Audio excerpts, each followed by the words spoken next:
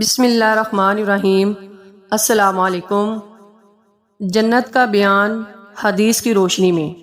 Number 1، جنت میں بیماری، بڑھاپا اور موت نہیں ہوگی۔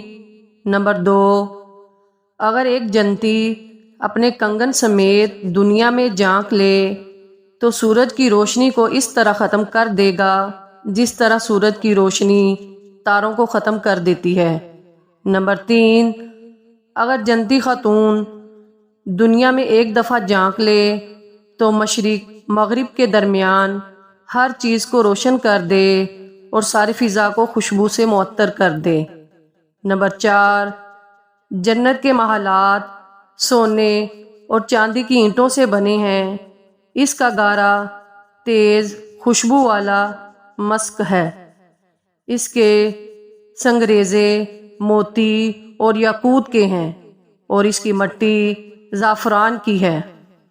نمبر 5، جنت کے 100 درجات ہیں۔ ہر درجے کے درمیان زمین و آسمان کے برابر فاصلہ ہے۔ نمبر 6، جنت کے پھلوں کا ایک گوشہ زمین و آسمان کی ساری مخلوق کے کھانے سے بھی ختم نہیں ہوگا۔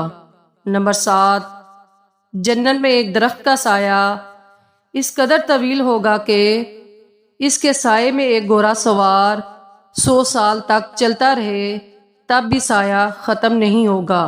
نمبر 8، جنت میں کمان برابر جگہ ساری دنیا اور دنیا بھر کی تمام نعمتوں سے زیادہ قیمتی ہے۔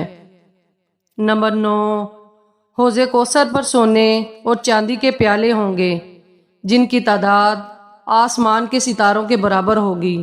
سبحان اللہ۔ جنت کی دعا فرمان مصطفیٰ صلی اللہ علیہ وآلہ وسلم ہے۔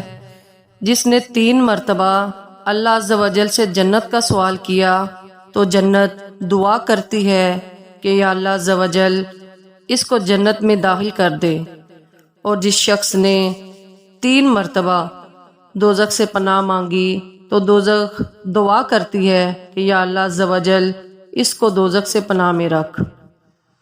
اللہ تعالیٰ سے دعا ہے کہ اللہ تعالیٰ ہمیں بھی جنت الفردوس میں اعلیٰ مقام عطا فرمائے۔ آمین۔